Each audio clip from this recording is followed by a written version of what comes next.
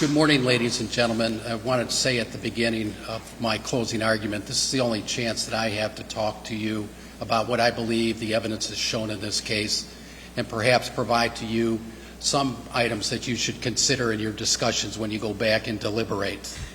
First of all, I want to thank the court for the leadership that Judge Patton has shown throughout this case, and certainly presided over a fair trial, to the prosecutors for their courtesy that they've shown to me, to our court reporter who's had to endure and run a marathon for the past couple of days as far as the questions and the pace that we were asking those questions, and to the court staff here. They were just tremendous. And what I wanted to say first of all is if I've said something that you find to be offensive or that you thought was not appropriate or that in any way you don't think to be professional, please don't hold it against my client Josh, as when you get caught into this kind of trial and you get into the moment, things move fairly quickly, and maybe there are things that are said or done that are not appropriate. Every day here in our society now, we go about and listen about and hear about in the news cases of wrongful conviction, where people are released after years of being in prison because of some error, some mistake that turned out that they did not commit the crime that they were convicted of. And so when I go about doing my work, I'm always concerned about the quality of justice. What do we need to do, those who are involved in this process, to guard against miscarriage of justice? So the objective of the trial is to find the truth and to take the laws that the judge will give to you and apply them to the facts and come back collectively where you work together and talk about this case and what the evidence is and collectively reach a decision. So when you look back and you get various instances as to how justice has failed, how people have been wrongfully convicted, there's usually somewhere in the process that somebody has failed to do what they were supposed to do. Prosecution, police, to give you the evidence and to present to you in a coherent way what transpired.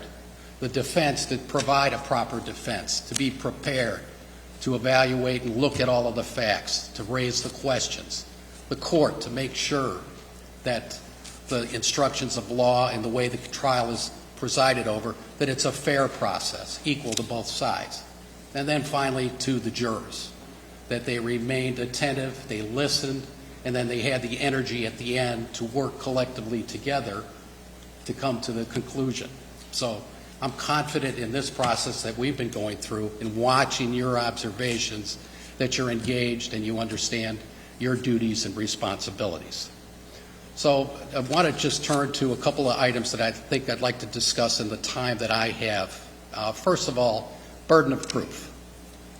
We on the defense have no burden of proof whatsoever in this case. We could have sat over there for the past few days, played the crossword puzzle, not asked any questions, not asked, had any witnesses come in and testify, and if they had not given you evidence beyond a reasonable doubt to convince you in the most important of your affairs to that standard, then you would have to return a verdict of not guilty.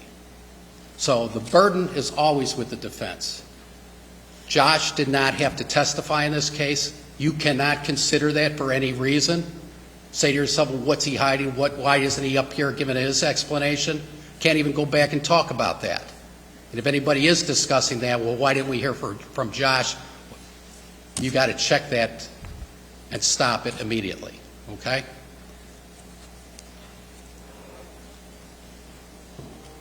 So on that issue of quality of justice, we have to talk about and begin at the beginning as far as what transpired and what was not produced, what evidence was not given to you in this case. And ask yourself, and put it on that drawing board in there, wherever in the deliberation room, questions, okay?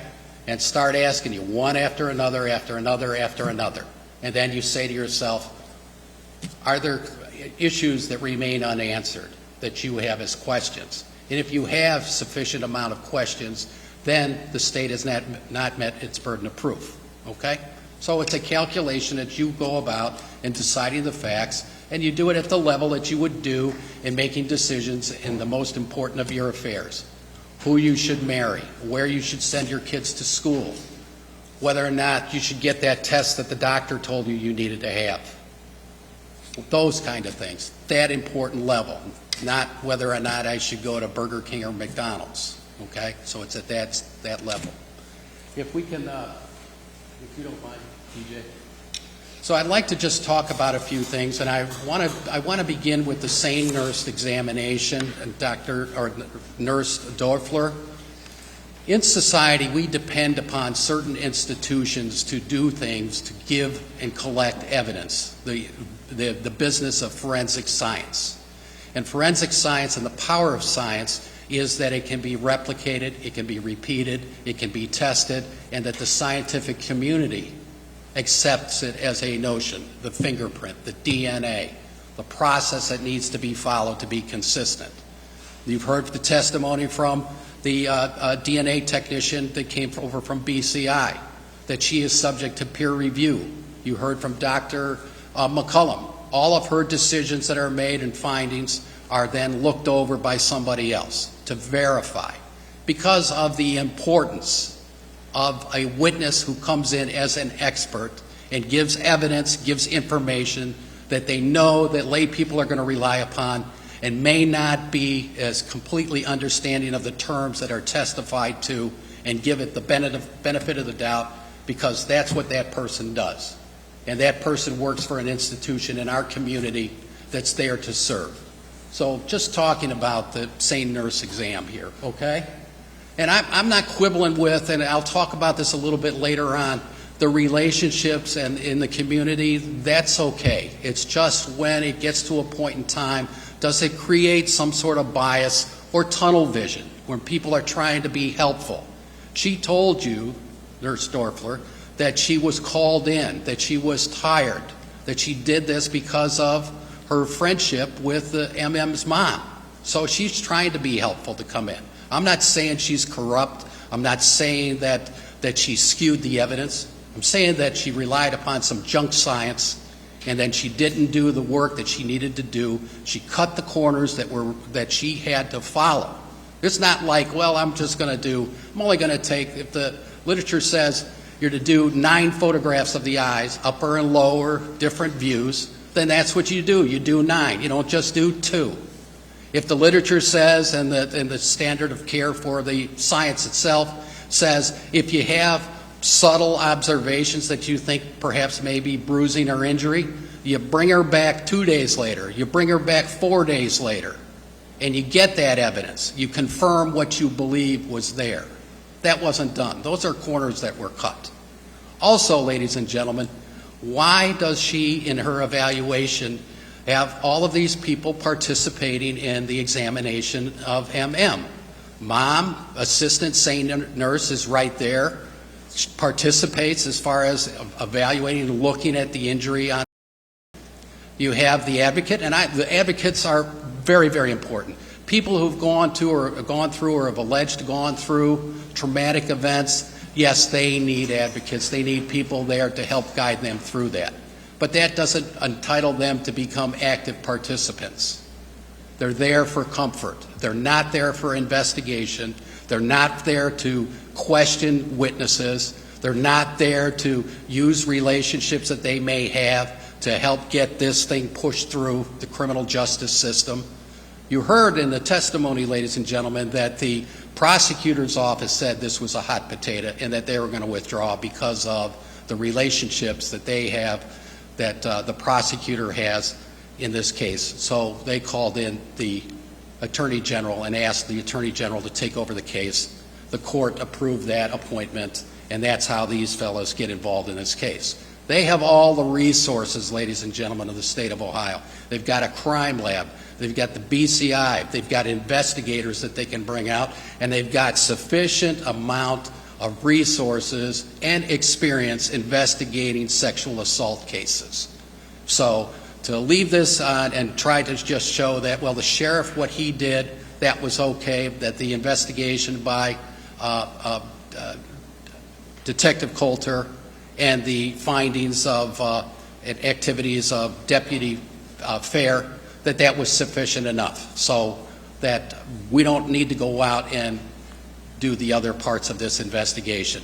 And these gentlemen, these guys know what they're doing. They're special prosecutors. They're brought around throughout all 88 counties. They're taking on and doing the heavy lifting for counties that don't either have the resources to do it or don't because of conflicts or something that it makes it uncomfortable, that it may affect the fairness of the proceedings. They're brought there to bring the case. Okay? Go to the next one. So let's talk about the sheriff's investigation, what you don't have in this case.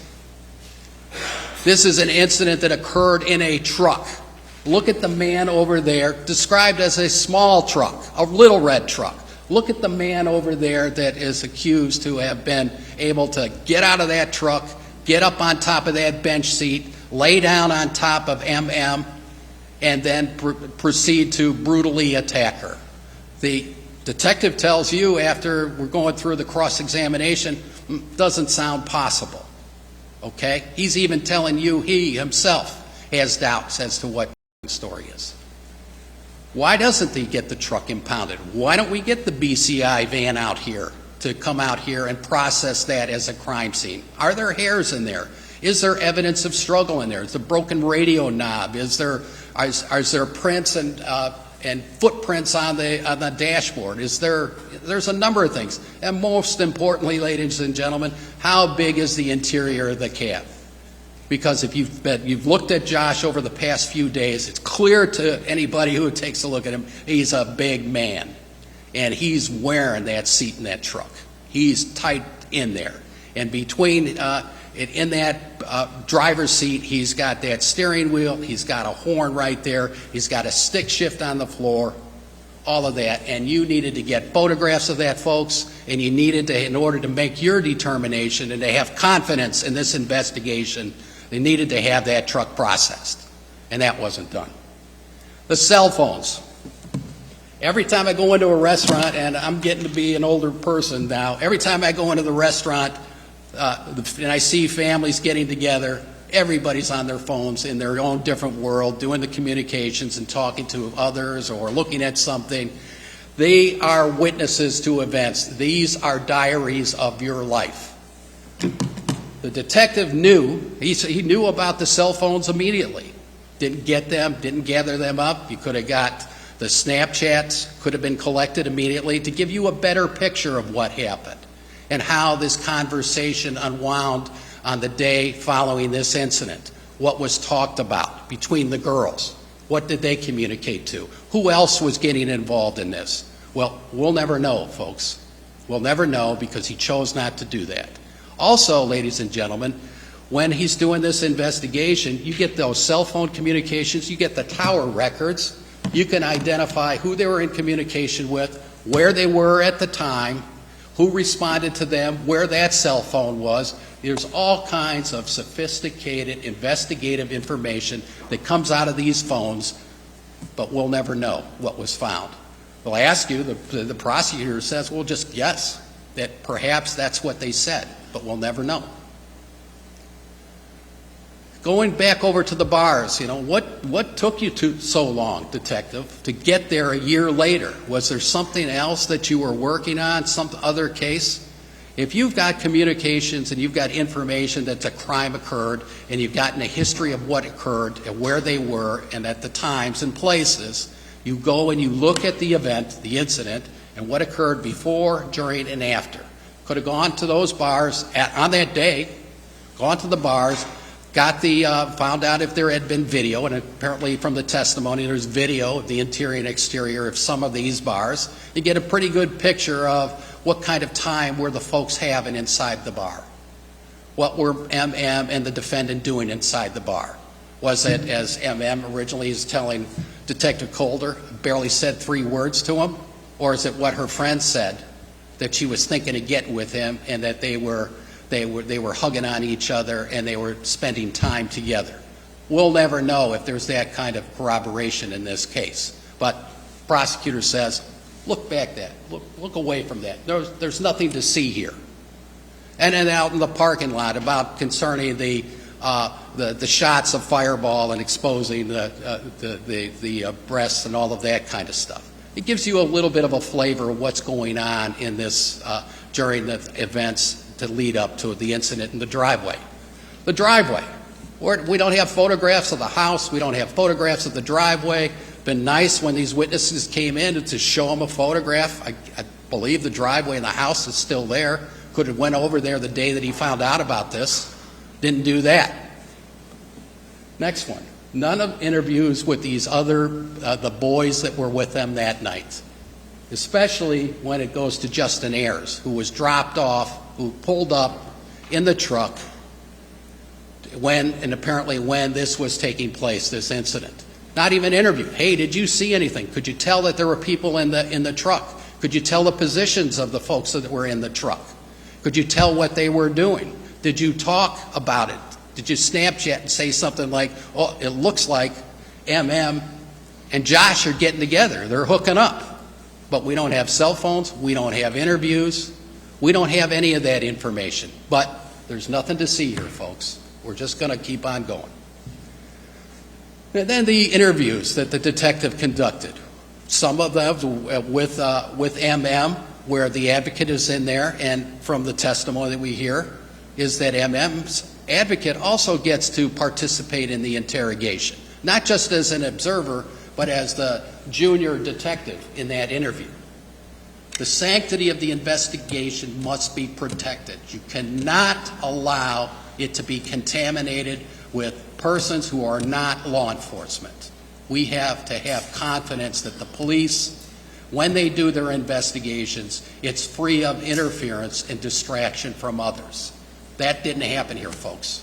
The relationships that exist between the sheriff's office, the investigation, the victim, her stepfather, I mean, all of those things raise the issue to conflict of interest. Sheriff's office, sheriff could have called over to the county prosecutor and asked him, hey, I see you're getting off this case. Don't you think we should get off this case too? No, they made the decision, we don't have any conflicts. We're taking this case. We're confident we're going to do a good job. We're going to do a complete and thorough job. So when you go back and you put it up on the board, question, did the sheriff, did the law enforcement do a complete and thorough job? Okay, next. Okay, Brianna Woods. And this is, I think that there was, through the course of the witnesses, there were, what's my number? Sorry, folks.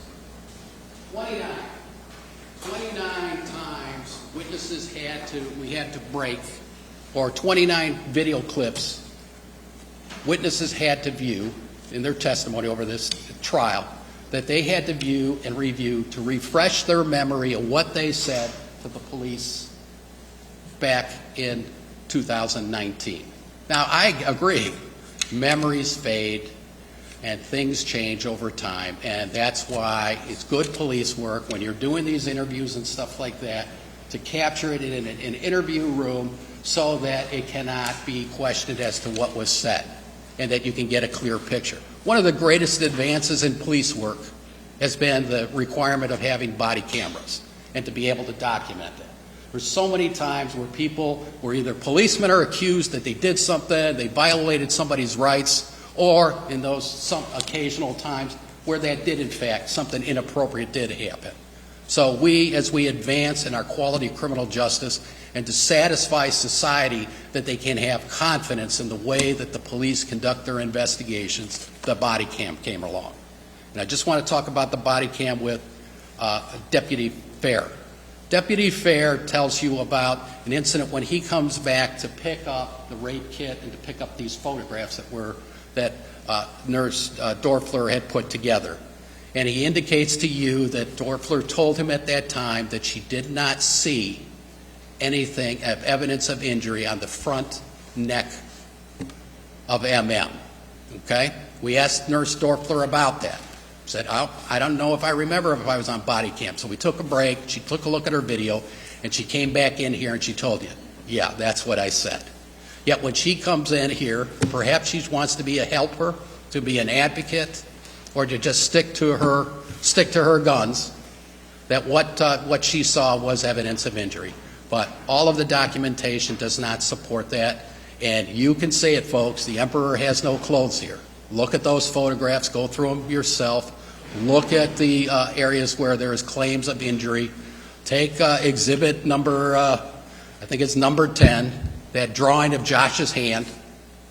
Okay? He puts his hands around her neck. This is a guy that's paid to fight and to struggle. He's an offensive lineman for the Philadelphia Eagles, the team that lost the Super Bowl. Paid to hide, to push, and to fight, and to use his hands to protect his quarterback. Okay? Is it reasonable, ladies and gentlemen, for there not to be, if it's described as MM gives us in her final revelation, up to 10 times, up to a point that she loses consciousness, that there's nothing and any marks on that neck, nothing to substantiate in any way what her claims are of the events. Oh, finally, on this, before we jump to the other slide, everybody who's testified here, these girls, we've asked them the question about the friends of MM who knew Josh, and they all said that this is not the Josh that they knew. This is not the person, his character, his reputation. Nothing like this ever popped up. Okay? So you can use that again, ladies and gentlemen. You never heard anybody saying that he wasn't a gentleman, that he was a bully, he was any of that stuff didn't come in. Okay? Now we're on Brianna Woods. Okay? So Brianna's testimony, you watched her get in here and come in the courtroom, and there were certain things about the Josh changing gears and shifting and the touching or grabbing of the leg and the shifting of the gears and the stick down on the floor and how that took place. And there demonstrations as far as that the laughter and that there didn't seem to be anything that was observable at that time, ladies and gentlemen, that indicates that from MM's own testimony, anything where she complained or told them, stop, get your hands off of me. Nothing like that. Stop, it's hurting, don't do this. She's laughing along. So originally, Brianna asked, were they flirting in the bar? No. Comes back, yeah, after she's looking at her video of the interviews that she has with Detective Coulter, and we got difference. Okay, just laughing after her leg was grabbed. Josh, we're kissing, okay? Now we're getting into a point where we have some evidence of interest in one another, some evidence that they are hooking up, some evidence that there is, at least initially, there appears to be some level of consent, and that they were flirting, and that is the one who in fact invited Josh to come out and meet up that evening. Okay, now with Brooke Bing, she didn't see anyone in the truck. She pulled right up there. She went inside. She checked on her phone afterwards that as to the location of where her friend was. She didn't see her inside. She told that this was out of character for Josh, and that came inside and told her and Brianna that night they did not see any injuries to the head, and also that Josh and MM's stepsister, Taylor, dated in high school, and that they were on again, off again, and then there were questions concerning whether or not there was incidents in which Josh and MM were sneaking around behind the back of Taylor. Okay, it's a pretty convoluted story about how things in high school travel a couple of years later. They're all 20, 21 years of age, but those memories and what of high school apparently carried on. And she describes it as a little red truck with Josh wedged into there. Okay.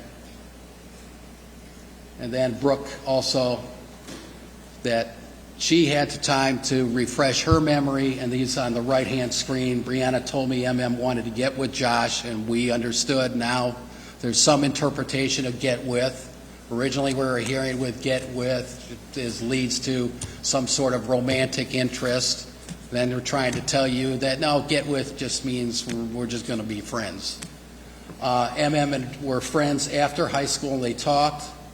And also, she describes the level of intoxication as far as how MM was that night. Super intoxicated, ladies and gentlemen, is how she describes it.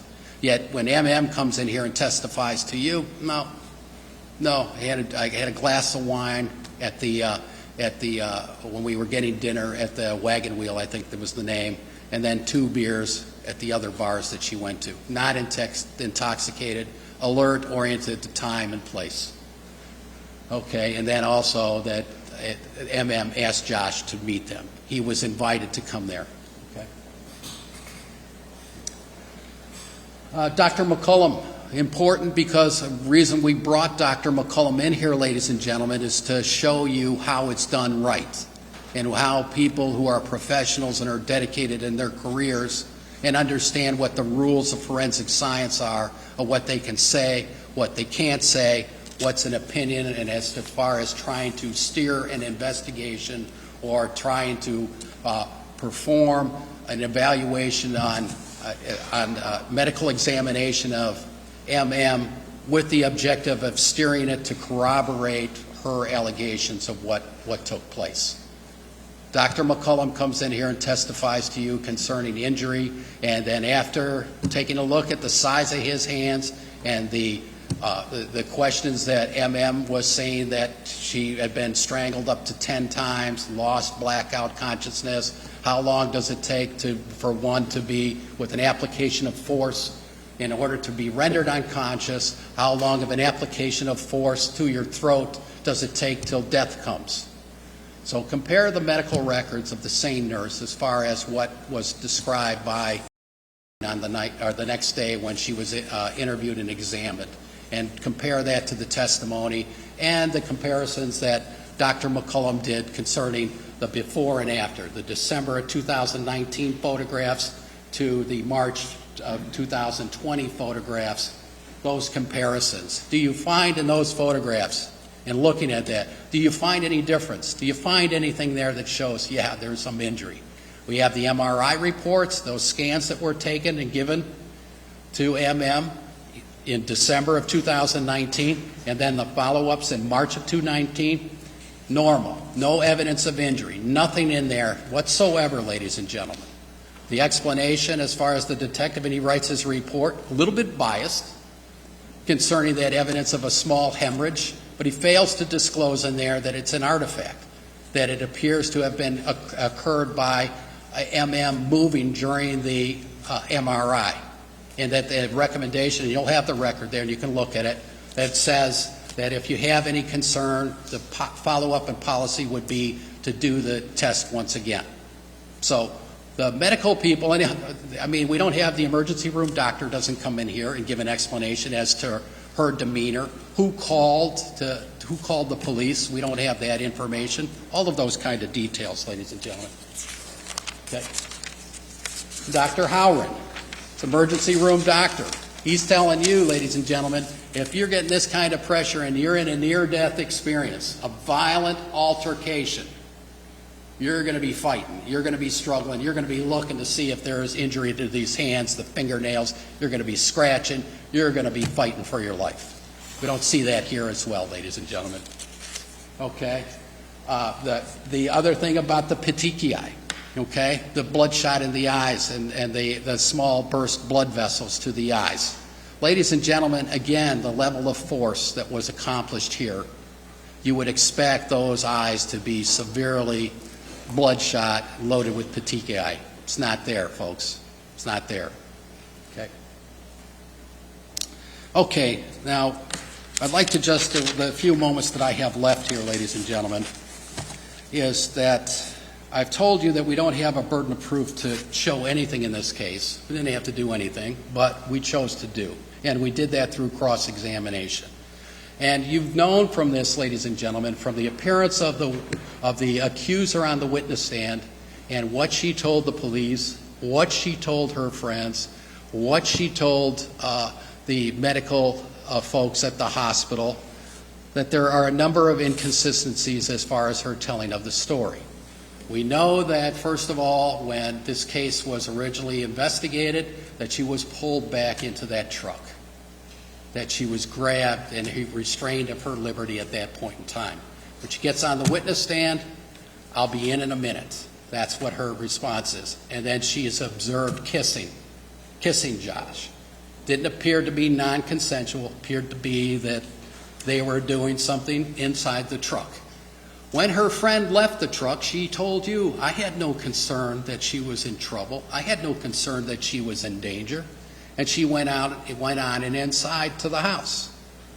Then her other friend pulls up with Josh Ayers, sees the truck, no concern, doesn't observe anything, knows that Josh is over there, doesn't know where Josh is, and she walks by, doesn't look, doesn't see, no concern, goes inside, and she's in there for a period of time, starts looking for her friend MM, does her phone location, phone comes back, location is in the driveway.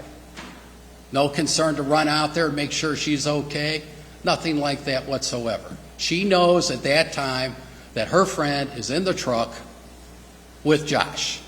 Her friend who has the boyfriend in Indiana, her friend who is messing around with somebody that used to date MM's stepsister, her friend that demonstrating that some very poor judgment, that if that's the type of person that they hang out with, that somebody would cheat on her boyfriend and do a hookup.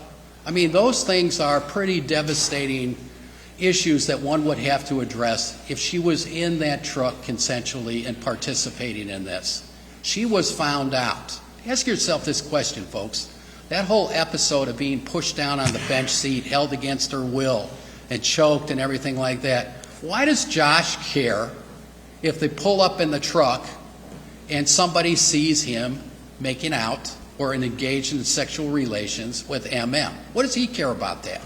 Is he worried about that? No. Turn that around. What is MM worried about? MM is worried about that her friends, first of all, are going to be talking about her hooking up with Josh, hooking up with her Josh while she's involved in a relationship with a friend in Indiana, hooking up with her stepsister's ex-boyfriend. Apparently, there's some unresolved issues of what happened in high school and how that breakup occurred. And more importantly, her friends see her in a different light. Is she the moral person that they thought she was? Is she a true to her values? Well, apparently this lapse in judgment of hooking up with Josh doesn't look good for MM as far as whether or not she's that type of person. And with the Snapchats and the discussions and all of that, it would be very, very soon after that occurred that they're going to be communicating on the phones, and it's eventually going to make its way over to Taylor and eventually going to make its way over to the boyfriend, and that puts MM in a very, very difficult situation. Very difficult situation. She gets out of that truck and she has remorse because she knows that she's been found out and that she's made mistakes here. And because of her drunkenness, perhaps of her interest in Josh, that she decides voluntarily to stay in that truck and to hook up with him, to start kissing him. So then she tells you on the witness stand, folks, exactly why she makes these accusations. She doesn't want to be the person who cries wolf. She's the girl who cries wolf, ladies and gentlemen. When she comes into that house, she has to give an explanation because she's recognized and is devastated by the fact that she met up with Josh and got in that truck, and now everybody's going to be talking about her getting around and cheating on the boyfriend and all of that. That's a theory in this case, ladies and gentlemen, that can be reconciled with what the evidence is. And it's a theory that demonstrates to you, ladies and gentlemen, that there is doubt here. Now, when she goes inside, again, she's still intoxicated, and how she goes about reporting those injuries and telling who and what occurred, all of these girls say, we didn't see any marks on her other than the complaint about the back of the leg. No other marks, all right? No scratches, no anything that she was in the fight of her life, that she had been brutally raped. that she fought and that all of this terror and attack that took place, it's not there. And the reporting and what she's going to choose to do, she makes it known to her two good friends, whether it was that night or in the morning or during the course of the day. And certainly, what are those two girls going to do? They're going to let their parents know. And that's what occurs here. If you recall that that MM's cousin told you that she let her mother know. And once the parents get involved and they hear about what happened here, then MM is stuck with having to tell her story. And that's what she does. Does she open the floodgates to cause all of these friends to come on board and to help her? Does she open the floodgates to get her mom? And if I heard the story as far as what she was alleged to have occurred and alleged to have said originally, not after we find out that, yeah, I was thinking of hooking up with Josh, yeah, I was kissing him, okay? If you heard that, any parent would be pretty damn angry about this whole thing and be on the phone and getting people involved. And that's what happens here. The girl cries wolf. Everybody comes riding to the rescue. The resources of this community are put to bear to help MM through this terrible ordeal. But nobody stops to say, we need to scrutinize this. We need to look at this a little bit better. We need to step back and take a breath. And then let's look this over and see what we do have. That doesn't happen, folks. So she is, in fact, she tells you, she is the girl who cries wolf. There is not sufficient evidence for you to be convinced in the most important of your affairs that what she described to the police, what she told the SANE nurse, and what she told you on the witness stand are consistent and are complete. Ask yourself, if it was as it finally came out from all of the evidence that we have in this case, what is her motivation to lie and to mislead the people that are trying to help her? Why does she deny, or why does she say, I barely talked to her? Why does she say I wasn't really drunk? I wasn't drunk. Why doesn't she tell us, or tell the investigator, Officer Coulter, he's in there to get all of the information. He's asking the questions. Why doesn't she tell Officer Coulter, yeah, I stayed in there. I said I'd be in a minute.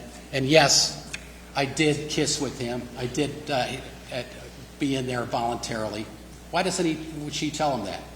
She needs to concoct a better story, ladies and gentlemen, because of the fact that she's drawn into this, she's caught up in the moment, and she's caught up in the events, and it's too late for her to recant.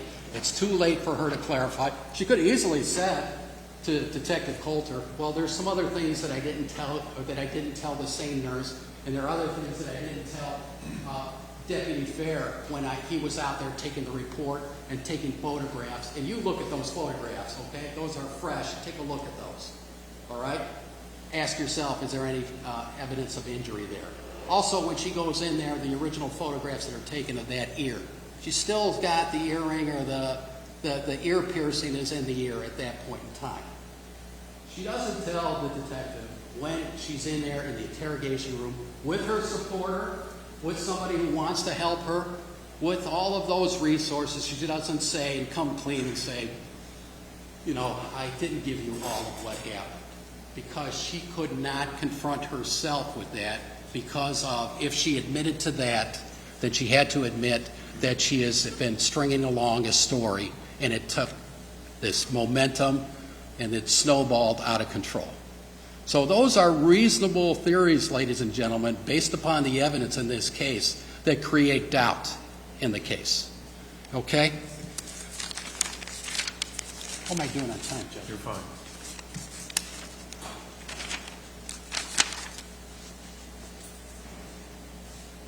I write down all these things, and then if I don't have glasses, I don't see anything.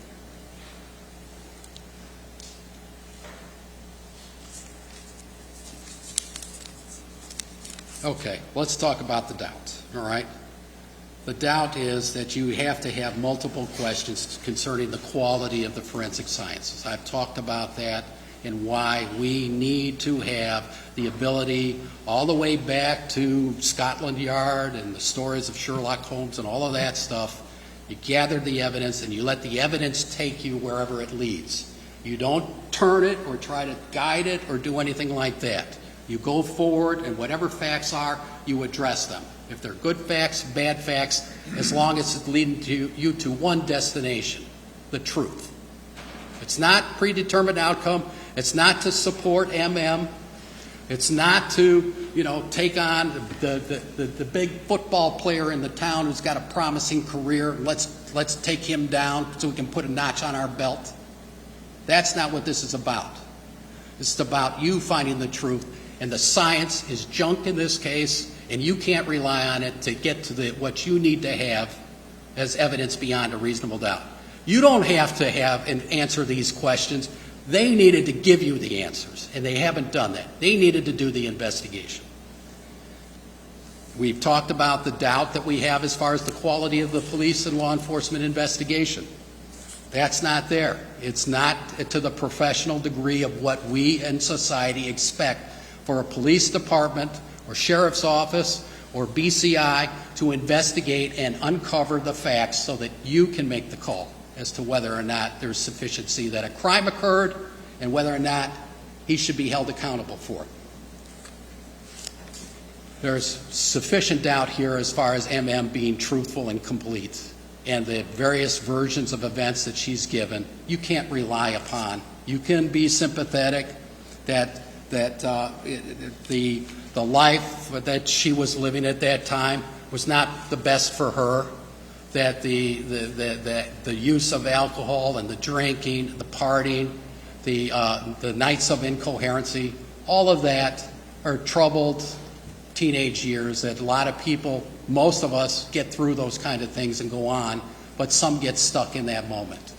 And they end up in very, very challenging lives with very, very many different kinds of issues as far as trauma and having difficulty with relationships, as well as, ladies and gentlemen, having continuing issues and cycles about making dumb decisions, okay? You can't rely on her. That fact that she came in here and told you that a few weeks ago she finally disclosed that she was strangled 10 times, she was choked 10 times, and she blacked out, that blows this whole thing up. It blows it up. You can't rely on her. If she's going to tell you that now, why is she telling you that now? Because she needs to embellish. She needs to add. She understands that it's not all these questions have been answered to the satisfaction, and that there is some level of responsibility as far as in participating in what transpired in that truck. That's a fair inference. I'm not saying to you, ladies and gentlemen, that what took place in that truck was proper, that there was anything that you should think that reflected anything but poor judgment, fueled by alcohol, fueled by lack of inhibition, fueled by stupid mistakes that young people make after they've been out at night and drinking and hooking up and talking, and it's a culture that we live on, and it's unfortunate that that's where we are.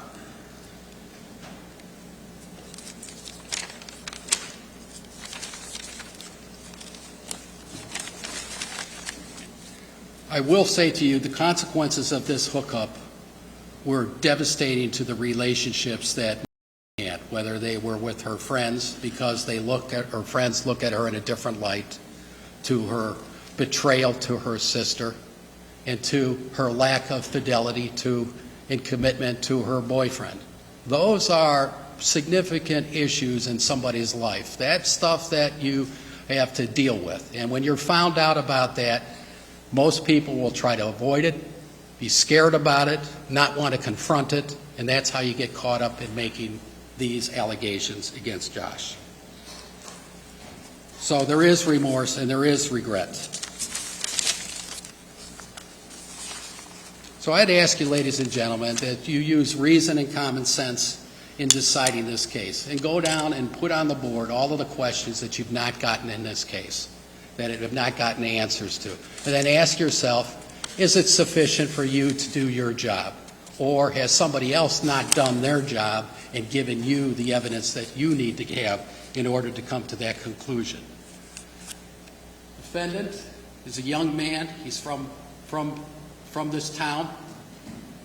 who's had a very, very promising opportunity that's before him, and now you have the power to decide his fate. You have the power to take all of that from him. You have the power to change his life forever. And I'm not asking you to have any kind of sympathy or feeling sorry. I'm just telling you that the magnitude of your decision has consequences, and that requires you to go back and carefully consider what the evidence is. Discuss it among yourselves, okay, with the objective, just as you're looking out there in this beautiful courthouse, in the front, that statue of justice out there, that there should be truth, that that's what we should guide our decision upon. And it's got to be beyond a reasonable doubt for you to find him guilty. Beyond. Those scales out there are like this. It's got to be like this. And if you have questions, if you have concerns in evaluating the case and taking the instructions of law that the judge gives to you, there will be a part of an instruction concerning intoxication and involving a witness's credibility or ability to perceive the events. If you have questions, then there is doubt here, ladies and gentlemen. You can't just look beyond all of those issues and say to yourself, well, something probably went on inside there, something happened, and we're going to just go ahead and decide it. Yeah, we're okay, we're going to find him guilty. That would be an injustice, folks. I'm asking you to go back and deliberate carefully, deliberate with the objective to collectively finding justice by you all agreeing on what your decision is. In order for you to do that, you have to have faith in justice. You have to have an objective to find the truth. You have to have faith in yourselves. When we look back on this case and we go over it in the years and stuff like that, and your service as jurors in this case, and you know, in a nutshell, have the elevator speech, or when your friend asks you, well, how was your jury duty, what did you do, and what was the case about, and why you made the decision. And it's very easy for you to be able to have an explanation. That shows that you have an understanding of what your duty was, and you have an understanding of how you came about making your decision. Junk science, poor police work, inconsistent, and contrary explanations of the events in question, and a motive for this young girl to cry wolf, and to protect her reputation and to protect the relationships that she has with others. With all of that, ladies and gentlemen, I ask you to do justice and find Josh Sills not guilty.